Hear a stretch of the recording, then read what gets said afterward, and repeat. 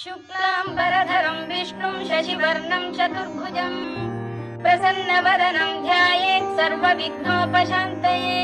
व्यासं वसिष्ठनप्तारं शक्ते पौत्रमकल्मषम् पराशरात्मजं वन्दे शुकतादं तपोनिधिम्। व्यासाय विष्णुरूपाय व्यासरूपाय विष्णवे नमो वै ब्रह्मनिधये वासिष्ठाय नमो नमः। अविकाराय शुद्धाय नित्याय परमात्मने सदैकरूपरूपाय विष्णवे सर्वजिष्णवे यस्य स्मरणमात्रेण जन्म संसारबन्धनात् विमुच्यते नमस्तस्मै विष्णवे प्रभविष्णवे। ॐ नमो विष्णवे प्रभविष्णवे। श्रीवैशम्पायन उवाच श्रुत्वा धर्मान् शेषेण पावनानि च सर्वशः युधिष्ठिरः शान्तनवं पुनरेवाभ्यभाषत। युधिष्ठिर उवाच किमेकं दैवतं लोके किं वाप्येकं परायणम् स्तुवन्तः कं कमर्चन्तः प्राप्नुयुर्मानवा शुभम्। को धर्मः सर्वधर्माणां भवतः परमो मतः किं जपन्मुच्यते जन्तुर्जन्म संसारबन्धनात्। श्रीभीष्म उवाच जगत्प्रभुं देवदेवमनन्तं पुरुषोत्तमम् स्तुवन्नाम सहस्रेण पुरुषः सततोत्थितः तमेव चार्चयन् नित्यं भक्त्या पुरुषमव्ययम् ध्यायन् स्तुवन्नमस्यंश्च यजमानस्तमेव च अनादिनिधनं विष्णुं सर्वलोकमहेश्वरम् लोकाध्यक्षं स्तुवन्नित्यं सर्वदुःखादिगो भवेत् ब्रह्मण्यं सर्वधर्मज्ञं लोकानां कीर्तिवर्धनम् लोकनाथं महद्भूतं सर्वभूतभवोद्भवम् एष मे सर्वधर्माणां धर्मोऽधिकतमो मतः यद्भक्त्या पुण्डरीकाक्षं स्तवैरर्चेन्नरः सदा परमं यो महत्तेजः परमं यो महत्तपः परमं यो महद्ब्रह्म परमं यः परायणम् पवित्राणां पवित्रं यो मङ्गलानां च मङ्गलम् दैवतं देवतानां च भूतानां यो व्ययः पिता यतः सर्वाणि भूतानि भवन्त्यादियुगागमे यस्मिंश्च प्रलयं यान्ति पुनरेव युगक्षये तस्य लोकप्रधानस्य जगन्नाथस्य भूपते विष्णोर्नाम सहस्रं मे शृणु पापभयापहम् यानि नामानि गौडानि विख्यातानि महात्मनः ऋषिभिः परिगीतानि तानि वक्ष्यामि भूतये। ऋषिर्नाम्नां सहस्रस्य वेदव्यासो महामुनिः छन्दोनुष्टुप् तथा देवो भगवान् देवकीसुतः अमृतांशोद्भवो बीजं शक्तिर्देवकीनन्दनः रसामाहृदयं तस्य शान्त्यर्थे विनियुज्यते विष्णुं जिष्णुं महाविष्णुं प्रभविष्णुं महेश्वरम् अनेकरूपदैत्यान्तं नमामि पुरुषोत्तमम्।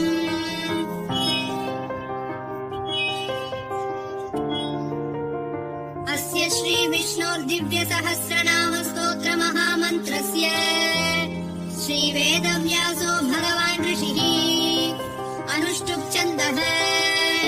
श्रीमहाविष्णुः परमात्मा श्रीमन्नारायणो देवता अमृतांशोद्भवो भानुरिति बीजम् देवकीनन्दनः स्रष्टेति शक्तिः उद्भवक्षोभणो देव इति परमो मन्त्रः शङ्खभृन्नन्दकी चक्रीति कीलकम् शार्ङ्गधन्वा गदाधर इत्यस्त्रम् रथाङ्गपाणिरक्षोभ्य इति नेत्रम् त्रसामासामगः सामेति कवचम् आनन्दम् परब्रह्मेति योनिः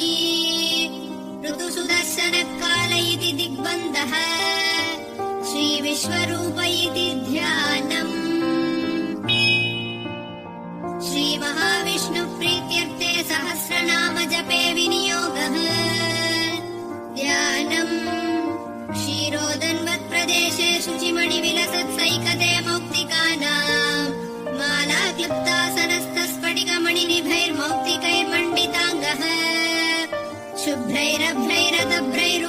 रचितैर्मुक्तपीयूषवर्षैः आनन्दीनः पुनीयादरिनलिनगदा शङ्खपाणिर्मुकुन्दः भूपादौ यस्य नाभिर्वियदसुरनिलश्चन्द्रसूर्यौ च नेत्रे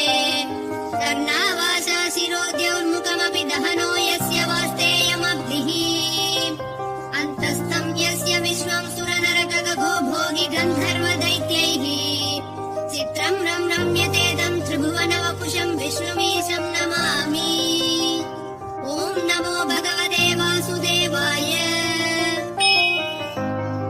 शान्ताकारं भुजगशयनं पद्मनाभं सुरेशं विश्वाधारं गगनसदृशं मेघवर्णं शुभाङ्गम् लक्ष्मीकान्तं कमलनयनं योगिहृद्ध्यानगम्यम् वन्दे विष्णुं भवभयहरं सर्वलोकैकनाथम् मेघश्यामं पीतकौशेयवासं श्रीवत्साङ्गं कौस्तुभोद्भासिताङ्गम्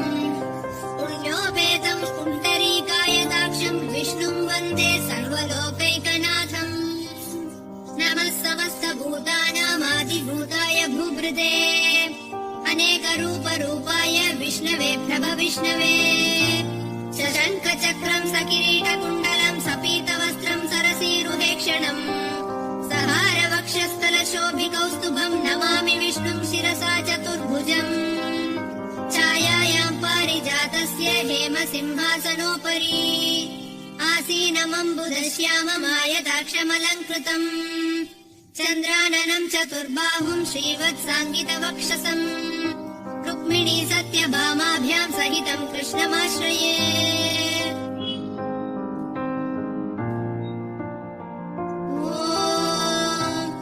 विश्वं विष्णुर्वषट्कारो भूतभव्यभवत्प्रभुः भूतकृद्भूतभृद्भावो भूतात्मा भूतभावनः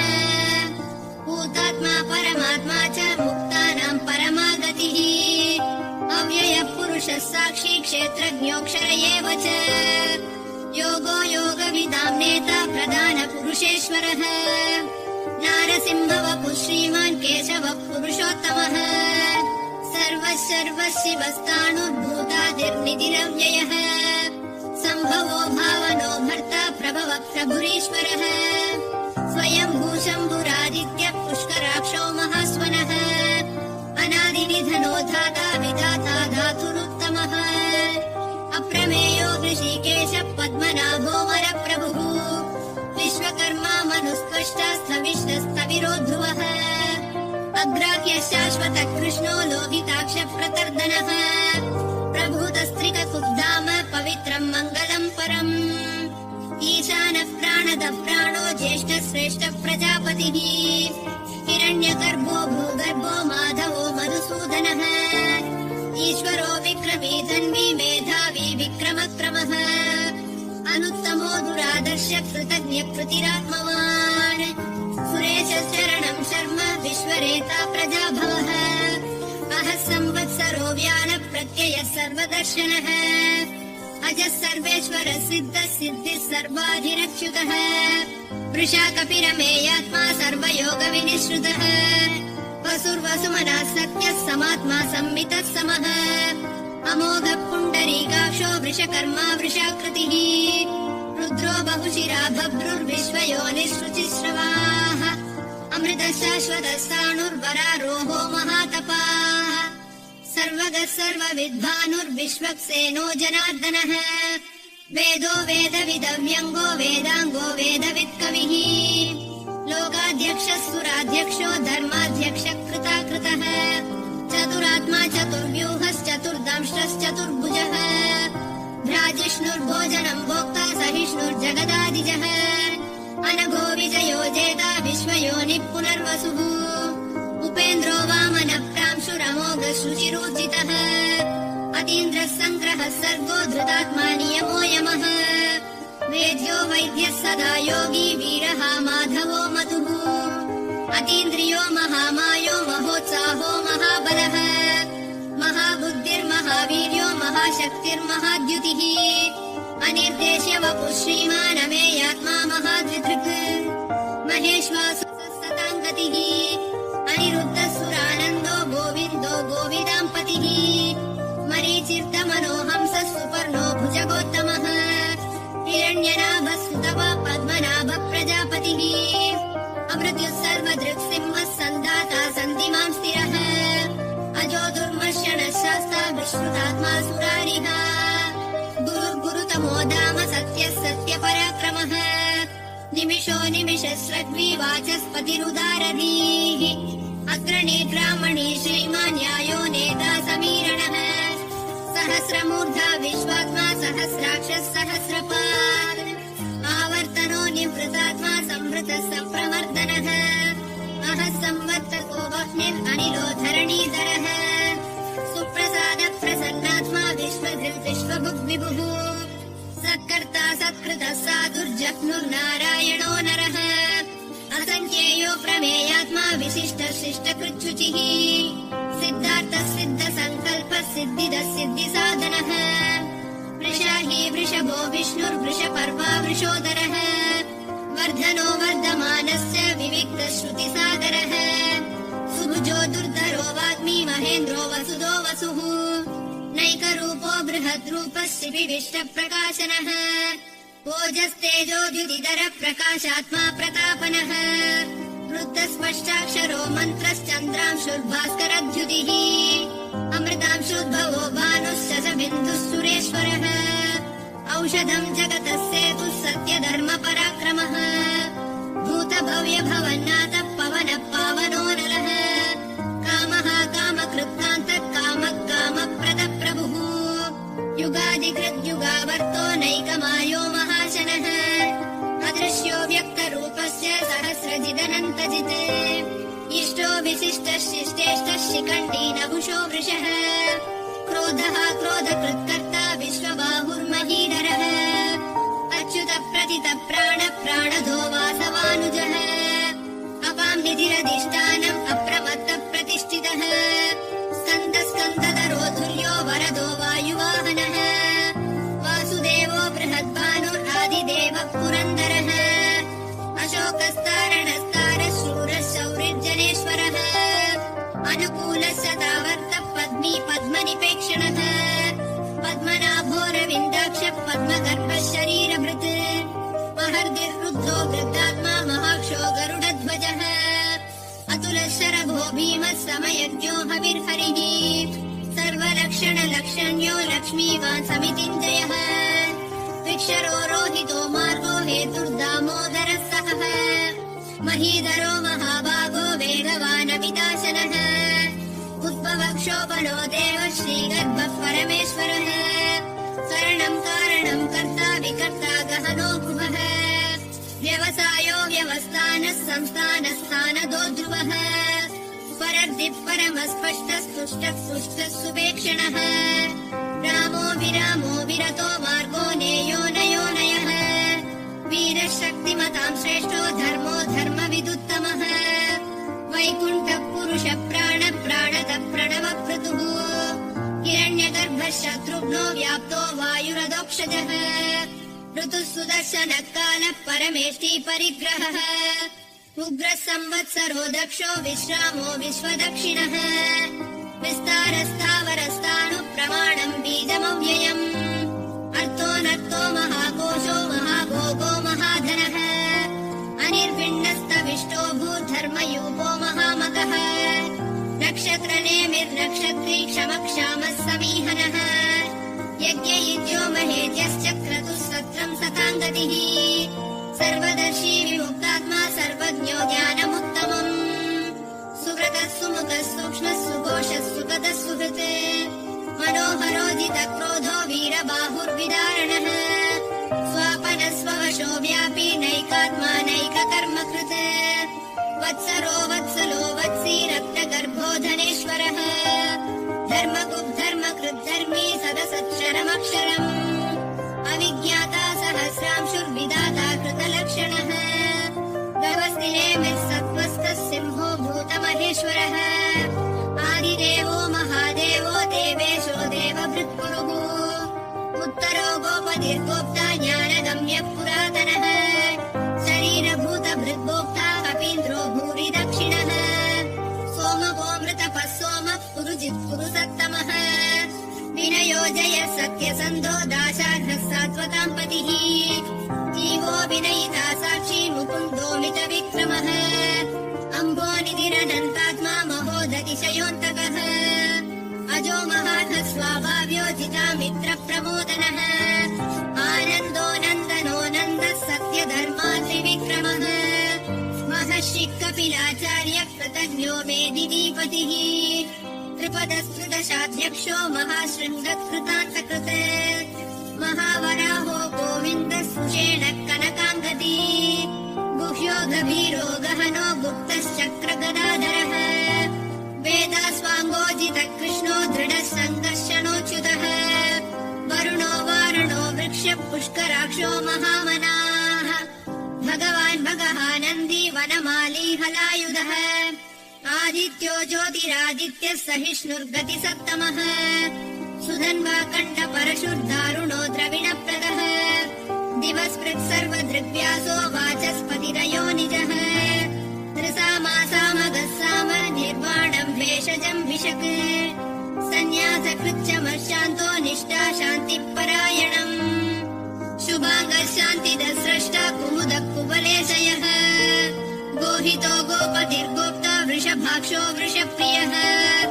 अनिवर्ती निवृतात्मा संक्षेप्ता क्षेमकृच्छिवः श्रीवत्सवक्ष श्रीवास श्रीपति श्रीमताम्बरः श्रीधर श्रीस श्रीनिवास श्रीनिधि श्रीविभावनः श्रीधर श्रीकर श्रेय श्रीमान् लोकत्रयाश्रयः स्वक्षस्वङ्गशतानन्दो नन्दिर्ज्योतिर्गणेश्वरः विजितात्मा विधेयात्मा सत्कीर्तिश्चिन्न संशयः उदीर्णः सर्वदश्चक्षुरनीशः शाश्वतस्थिरः भूषयो भूषणो भूतिर्विशोकः शोकनाशनः अर्चिष्मानर्चितः कुम्भो विशुद्धात्मा विशोधनः अनिरुद्धो प्रतिरतः प्रद्युम्नोमितविक्रमः कालनेमिनिहावीरः शौरिः शूरजनेश्वरः त्रिलोकात्मा त्रिलोकेशः केशवः केशिहा हरिः कामदेवः कामपालः कामी कान्तकृतागमः अनिर्देश्य वपुर्विष्णुर्वीरोऽनन्तो धनञ्जयः ब्रह्मण्यो ब्रह्मकृत् ब्रह्मा ब्रह्म ब्रह्म विवर्तनः ब्रह्मविद् ब्राह्मणो ब्रह्मी ब्रह्मज्ञो ब्राह्मणप्रियः महाक्रमो महाकर्मा महातेजा महोरगः महाक्रतुर्महायज्वा महायज्ञो महाहविः स्तव्यस्तव प्रियस्तोत्रम् स्तुतिस्तोतारणप्रियः पूर्णपूरयिता पुण्यकीर्तिरनामयः मनोजवस्तीर्थकरो वसुरेता वसुप्रदः वसुप्रदो वासुदेवो वसुर्वसुमनाहविः सद्गतिः सत्कृतिः सत्ता सद्भूतिः सत्परायणः शूरसेनो यतु श्रेष्ठः सन्निवासः सुयामुनः भूतावासो वासुदेवः सर्वासु निलयो नलः दर्पः दर्पदो धृप्तो दुर्धरोधापराजितः विश्वमूर्तिर्महामूर्तिर्दीप्तमूर्तिरमूर्तिमान् अनेकमूर्तिरव्यक्तः शतमूर्तिः शताननः एकोनैकः स वक्तः किं यत्तत्पदमनुत्तमम् लोकबन्धुर्लोकनाथो माधवो भक्तवत्सलः सुवर्णवर्णो हेमाङ्गो वराङ्गश्चन्दनाङ्गदी वीरः विषमः शून्यो घृता क्षीरचलश्चलः अमानी मानदो मान्यो लोकस्वामी त्रिलोकधृक् सुमेधा मेधजोतन्यः सत्यमे सत्यमेधाधराधरः तेजो वृषोद्युतिधरः सर्वशस्त्रभृताम्बरः प्रग्रहो निग्रहो व्यग्रो नैकः शृङ्गो गदाग्रजः चतुर्बाहुश्चतुर्व्यूहश्चतुर्गतिः चतुरात्मा चतुर्भावश्चतुर्वेदविदेकपात् समावर्तो निवृतात्मा दुर्जयो दुरतिक्रमः दुर्लभो दुर्गमो दुर्गो दुरावासो दुरारिः शुभाङ्गो लोकसारङ्गः सुतन्तुस्तन्तुवर्धनः इन्द्रकर्मा महाकर्मा कृतकर्मा कृतागमः उद्भवः सुन्दर सुन्दोर सिंहासन शृङ्गी जयन्तः सर्वविजयी सुवर्णबिन्दुरक्षोभ्य सर्ववागीश्वरेश्वरः महाह्रदो महागर्तो महाभूतो महानिधिः कुमुदकुन्दरकुन्दपर्जन्यः पावनोऽनिलः अमृताशोऽमृतवपुः सर्वज्ञः सर्वतोमुखः सुलभः सुव्रतः सिद्धः शत्रुधि शत्रुतापनः न्यग्रोधो दुम्भरोऽश्वत्थः शाणूरान्ध्रनिषूदनः सहस्रार्चिः सप्तजिह्वः सप्तैधा सप्तवाहनः अमूर्तिरनघोचिन्त्यो भयकृद्भयनाशनः अणुर्बृहत्कृशस्थूलो गुणभृन्निर्गुणो महान् अधृतस्वधृतश्वास्य प्राग्वंशो वंशवर्धनः भारभृत्कथितो योगी योगीशः सर्वकामदः आश्रमश्रमणक्षामः सुपर्णो वायुवाहनः धनुर्धरो धनुर्वेदो दण्डो दमयितादमः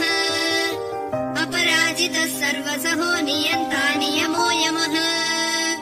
सत्त्ववान् सात्विकः सत्यः सत्यधर्मपरायणः अभिप्राय प्रियार्होर्ह प्रियकृत् प्रीतिवर्धनः विहाय सगतिर्ज्योतिः सुरुचिर्हुत भुक्विभुः रविर्विरोचनः सूर्यः सविता रविलोचनः अनन्तो हुत भुग्भोक्ता सुखदो नैकजोऽग्रजः अनिर्विण्णः सदामर्षि लोकाधिष्ठानमद्भुतः सनातनतमः कपिलः कपिरप्ययः स्वस्तितः स्वस्ति कृत् स्वस्ति स्वस्ति भुक् स्वस्ति दक्षिणः अरौद्रः कुण्डली चक्री विक्रम्यूर्जितशासनः शब्दादिकः शब्दसः शिशिरः शर्वरीकरः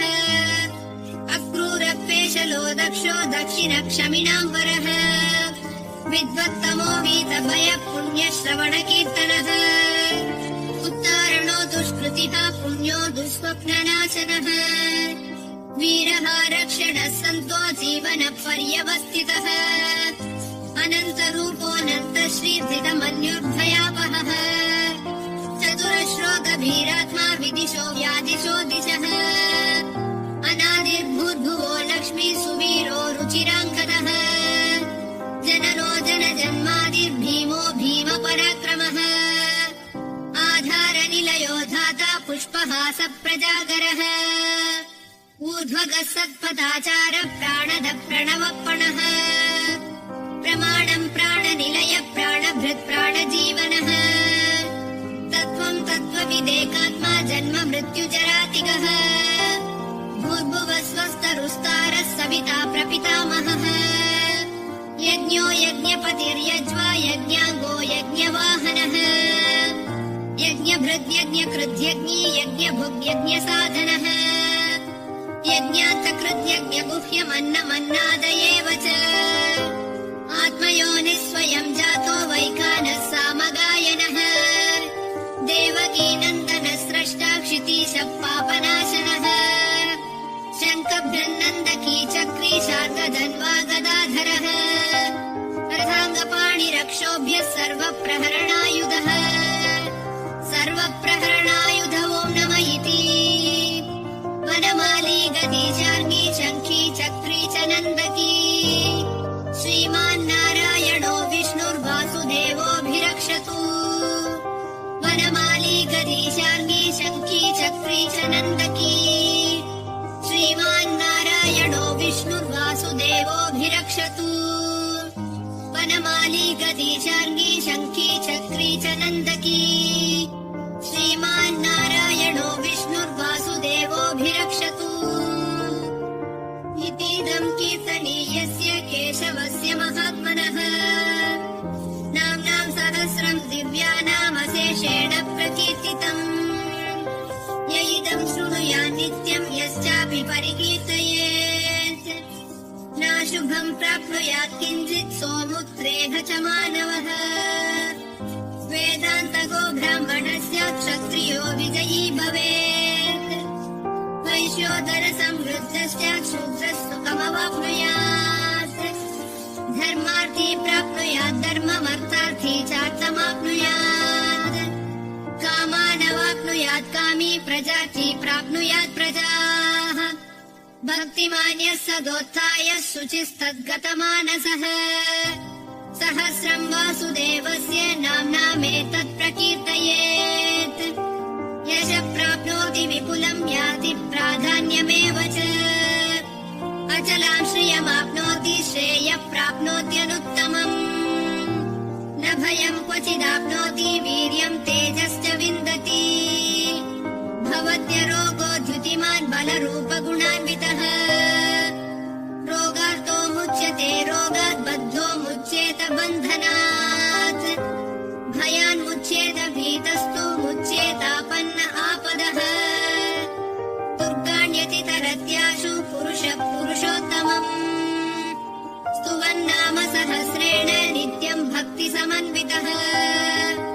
वासुदेवाश्रयो मर्त्यो वासुदेवपरायणः सर्वपापविशुद्धात्मा याति ब्रह्म सनातनम् न वासुदेव भक्तानामशुभं विद्यते क्वचित् जन्म मृत्युजरा व्याधि भयं नैवोपजायते इमं स्तवमधीयानः श्रद्धा भक्तिसमन्वितः युज्येतात्मसुखक्षान्तिः श्रीधृतिस्मृतिकीर्तिभिः न क्रोधो न च मात्सर्यं न लोभो नाशुभामतिः भवन्ति कृतपुण्यानां भक्तानां पुरुषोत्तमे यौ स चन्द्रार्कनक्षत्रकं दिशो भूर्महो दधिः वासुदेवस्य वीर्येण विधृतानि महात्मनः ससुरासुरगन्धर्वं स यक्षोरगराक्षसम्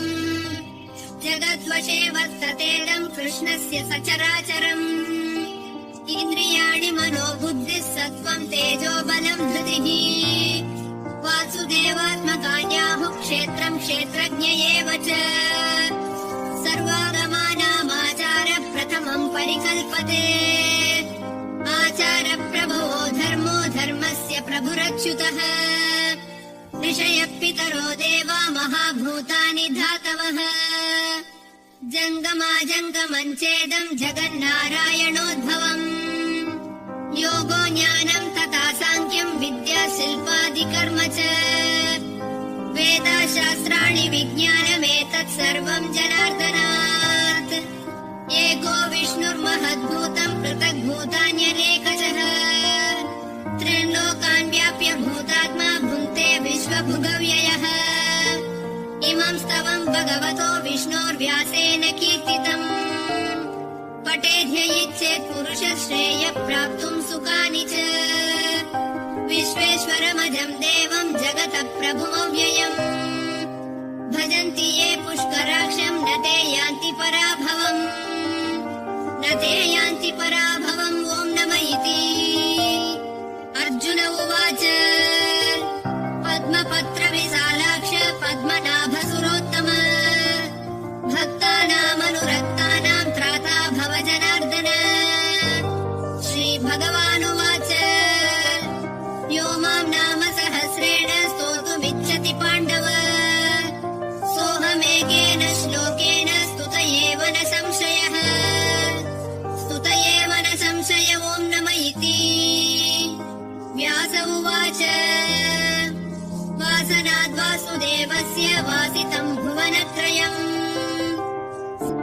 सर्वभूतनिवासोऽसि वासुदेव नमोऽस्तु ते श्रीवासुदेव नमोऽस्तु ॐ नमः इति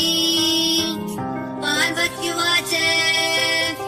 केनोपायेन लघुना विष्णोर्नाम सहस्रकम् पठ्यते पण्डिते नित्यं श्रोतुमिच्छाम्यहं प्रभो